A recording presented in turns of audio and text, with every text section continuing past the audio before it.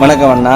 வணக்கம் அக்கா. நாங்கள் வந்து கொழும்பு சர்ப்ரைஸ் கிஃப்ட் டெலிவரிலேருந்து வந்திருக்கோம். ஸோ இன்றைக்கு உங்களோட வெட்டிங், அதனால் ஸ்பெஷலாக வந்து கொஞ்சம் கிஃப்ட் கொடுத்துட்ருக்காங்க. ஃபர்ஸ்ட் வந்து ஸோ உங்கள் 2 பேருக்காக ஒரு அழகான கேக் கொண்டு கொடுத்துட்ருக்காங்க. ஸோ யார் கொடுத்துருப்பாங்க, யார் விஷ் பண்ணியிருப்பாங்க, ஏதாவது ஐடியா இருக்கா? தெரிய இல்லையா? அப்படி சிம்பிளாக சொல்லக்கூடாது. வெட்டிங்குக்கு எல்லாருக்கும் சொன்னீங்களா? முக்கியமான எல்லாருக்கும் சொன்ன எல்லாரும் வந்தாங்களா? அப்போ ஹாப்பியா ஃபுல்லாக? அப்படி வராத யாரோ தானே இதுக்கு கொடுத்து விட்ருப்பாங்கன்னு ரிலேட்டிவாக இருக்கலாம். இல்லாட்டி உங்களோட ஃப்ரெண்ட்ஸில் யாராச்சும் இருக்குமோ? ஃப்ரெண்ட்ஸே இல்லை. நீங்கள் உஷாரான ஆள் தானே, வெடிங்க முதல்ல இப்படியெல்லாம் ஆஜராகிறீங்க. அப்போ கேர்ள்ட சைடில் வந்து வாய்ப்பில்லை அப்படியே. உடனே அப்படி 2 பேரும் இப்படி சொல்கிறீங்களே? யாராச்சும் ஒருவளுக்கு வந்திருக்குது, 2 பேருக்கு சேர்த்து தான் வந்திருக்கு. ஆனால் உங்களோட சைட்டில் தான் சொன்னாங்களே ஃபொரைனில் இருக்காண்டு. அப்படி யாருமே இல்லையா? கொஞ்சம் யோசிச்சு பாருங்க. உங்களுக்கும் ஒரு வழியால் உறவுன்ற மாதிரி சொன்னவங்களே. ஓகே, இந்த வெட்டிங் டைமில் யாரை ரொம்ப மிஸ் பண்ணுறீங்க 2 பேருமே?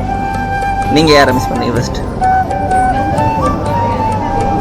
எதிர்பார்த்தது ஆனால் அவங்களோட வர முடியல, அந்த மாதிரி மிஸ் பண்ணுறாக்கலண்டா.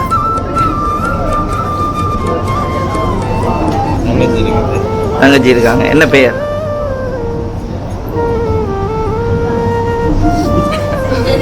சந்தோஷமானண்ணா. சந்தோஷமாக இருக்கணும். ஸோ சந்தோஷமாக என்ஜாய் பண்ணணும், செலிப்ரேட் பண்ணணும். அதுக்காக தான் இந்த மாதிரி அரேஞ்ச் பண்ணியிருக்காங்க. ஸோ கண் கலங்க கூடாது. யாருமே இல்லைன்னு சொன்னீங்க கொஞ்சம் முதலாடா, இப்போ என் கண் கலங்குறீங்க? ஓகே, வேறு யாரெல்லாம் இருக்காங்க? என்ன பேர்? நிறைய பேர் இருக்காங்க. அப்போ அதில் யார் வந்து கூடுதலாக கொடுத்துட்ருக்க வாய்ப்பு இருக்கு? ரொம்ப ரொம்ப பாசமான ஆக்கள் யார்? தங்கச்சி தான். என்ன பேர் சொன்னீங்க? ஓகே, அவங்கள தவிர? ஓகே, தம்பியாக்கள் இவ்வளோ பேர் தான்.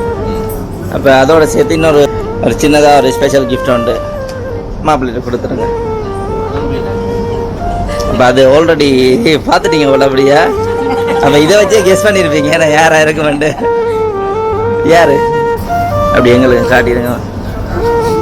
ஓகே, அப்படி இதில் போட்டுருங்க.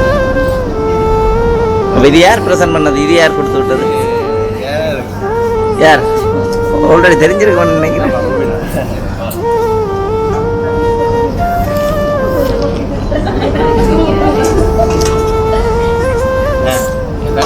தங்கச்சி தான். சரி ஆனால் நீங்கள் சொன்ன பேரில் வேற இல்லை, அதை விட வேறு பேரில் தானே வந்தது. நீங்கள் சொன்ன பேரில் வரவே இல்லை. ஒருவேளை உங்களோட ஃப்ரெண்ட்ஸ் வேறு யாராவது? இப்போ 2-3 பேர் சேர்ந்து தான் செய்திருக்காங்க. லக்ஷ்மி அது யார்?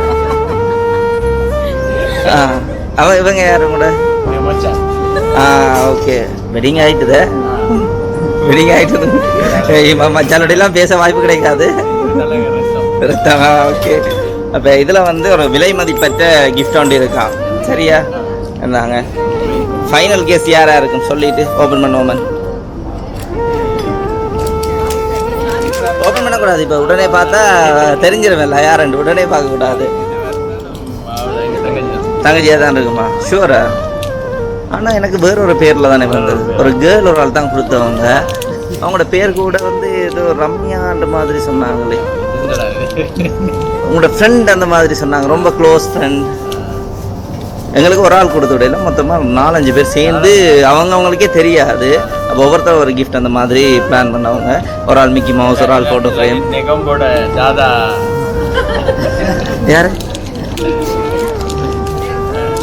இல்லை உங்களோட கேர்ள் ஃப்ரெண்ட் அந்த மாதிரி. கேர்ள்ஸில் சரி ஃப்ரெண்ட்ஸ் யாரும் இல்லையா? அப்படி தான் சொல்லி கொடுத்துடுவேன். கேர்ள் ஃப்ரெண்ட் தான். அம்மான்னு செல்லமா கூப்பிடுவீங்களா?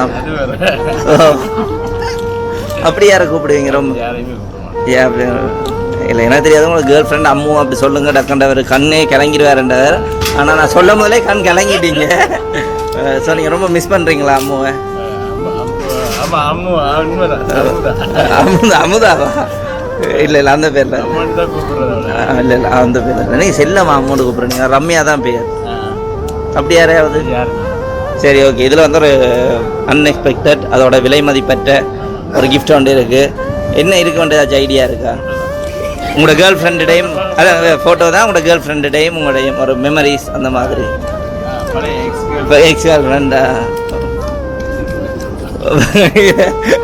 சரி லுக்கே மாறுது வைப்பிட. ஓகே ஓப்பன் பண்ணுங்க பார்ப்போம்.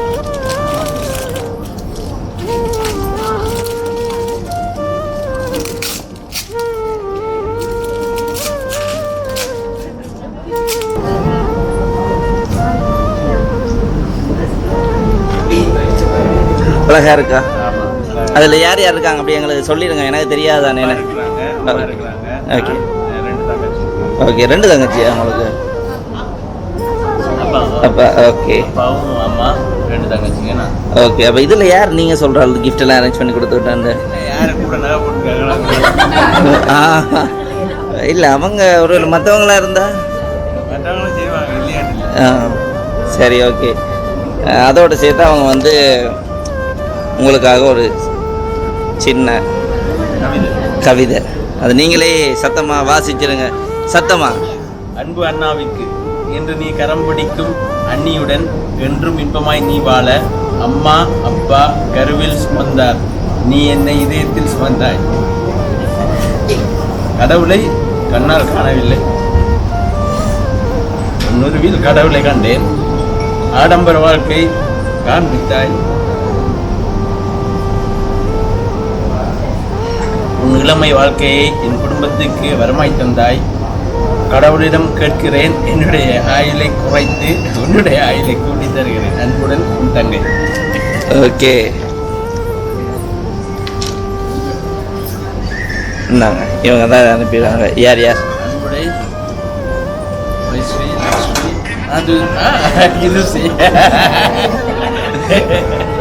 ஓகே, இவங்க எல்லாரும் தான் சேர்ந்து உங்களுக்காக இந்த ஸ்பெஷல் டேயை வந்து இன்னுமே கொஞ்சம் ஸ்பெஷலாக ஆக்கணும்னு சொல்லி அரேஞ்ச் பண்ணவங்க.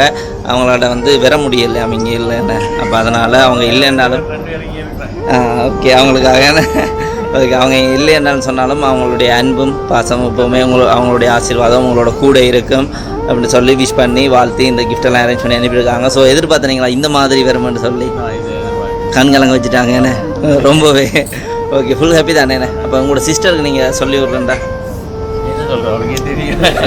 அதானே சொல்கிறதுக்கு வார்த்தை இல்லை, என்ன எல்லாமே அவங்களுக்கு தெரியும், என்ன தான் சொல்கிறது.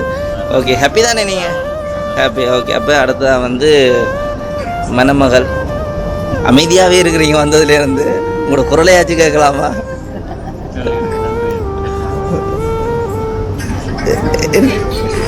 ஓகே ஓகே, ரொம்ப பயப்படுறாங்க, விரட்டி வச்சுருக்கீங்க போல். அப்போ நாங்களும் முடிச்சுக்கொள்கிறோம். Okay okay.